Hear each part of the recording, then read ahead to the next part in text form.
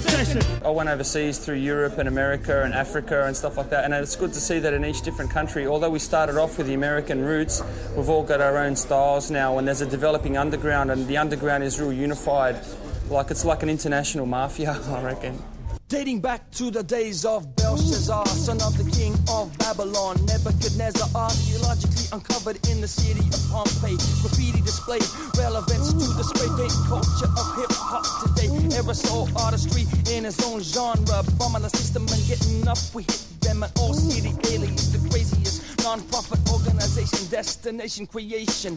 Masterpieces we release, letter forms we tame and manipulate, code the message with a wild style, camouflage and distort the color scheme, painting walls or trains, mark the stains with an anonymous fame just from writing my name. I spray, therefore I am autographing artistic contraband.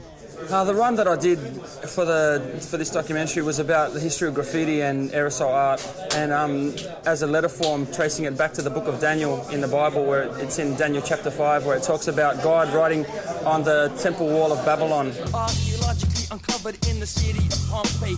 It goes into Pompeii, where archaeologists found the words written on the edifices, and they got the word graffiti from that, which is graffito or graffiere in Italian, I think, or Latin.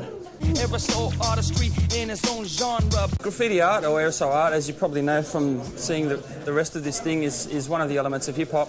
It's the visual art form. It's like the equivalent of the fine arts with painting and drawing and stuff like that. It's really about the letter form and the manipulation of the letter form. Government and big businesses have a lot of money for their advertising. And when writers are bombing the system with their art, basically they're putting up their own billboards. You may know it as graffiti. I know it as writing my name. All my thoughts and emotions, I let it out through my pieces on the wall. I feel confident if my name is everywhere I go, like it's my area. Do you understand what I mean? I feel at home. I feel comfortable in my surroundings. And if I'm in an area where my name isn't there, I feel as though I'm in a foreign place and I'm out of place.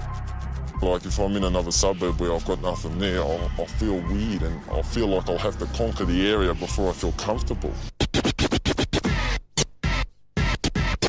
When things go bad, it's the thing that I can always turn to, that I enjoy, and it makes me calm, you know. It's just something that's in my soul, that every time I sit there and draw or I paint, it's hard to explain. It's like almost a drug in a sense. Most people, when you talk about graffiti, like straight older people, they think there's just tags, you know, on walls, or people writing, Joe was here in '96. There's more than that to it. Well, the tag is more or less just your name that you go by, like a nickname. A piece is a painting, more or less like from the term masterpiece. A throw-up is just a quick name, more or less like a large version of a tag to get your name up quicker so it's seen by more people. A panel is a piece done on a train, a small piece. What is it? So I think there should be another word for graffiti, because it doesn't really express what it is to some people. You're more or less changing the alphabet. You're creating more or less like a sign writer or a calligraphy writer. You're changing the letters and manipulating them to the way you want. Like more or less, that's what makes every person's style unique to them, because it's like a fingerprint. Everyone's style is different to the next person. You know, in the old days it seemed to be more of a working class art form, but now you've got the legal aspect of it. Well, then all the yuppies and the middle class kids and that are going to come because they think it's cool, you know. They're going to come into it because they don't have to do anything illegal, so they don't have to risk, you know, getting in trouble from mummy and daddy. Like in the old days, we never had the choice of doing legal pieces. It was either do illegal pieces or do nothing. I can't honestly see myself stopping because it's the only thing that keeps me sane, and it's like I said, it's more like a hobby to me. I don't consider it like a crime or I'm doing anything against the community that's bad. Or to me, like, I go out and do legal pieces of my own free will, of my own paint, and I beautify the area. Like, to me, I'm doing the community a favour, if anything. The police want to lock you up for that. Getting busted for graffiti, you can receive heavy fines, even go to prison. Me, myself, I went down pretty hard. For the newer generation, there's more cops and more laws. So to be a graffiti writer, you must be dedicated.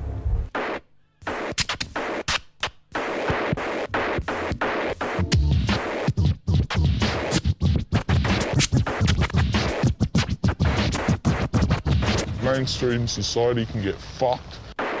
I use graffiti. It's a form of escape for me. It's a form of self-expression.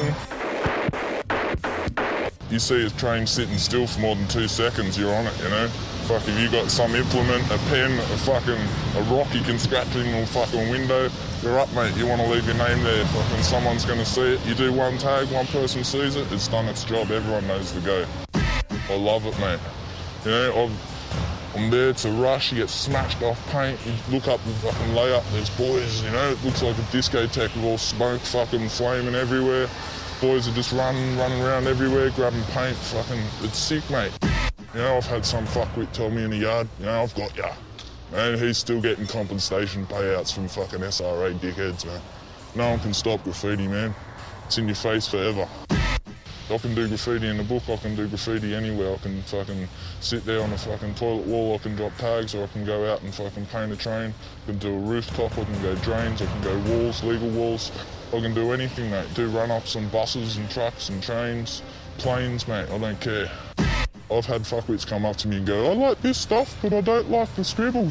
Mate, if you're gonna like this, you gotta look at fucking tagging and take everything, because it's all part of one thing, mate. You can't take one element of it and say, yeah, I like this bit, not that, you know? Get the fuck out of here! People may not be able to read what that says, man, but they can fucking make their own opinion about it. You know, fair enough, they don't like it. They can fuck off and go home, mate. I don't give a fuck.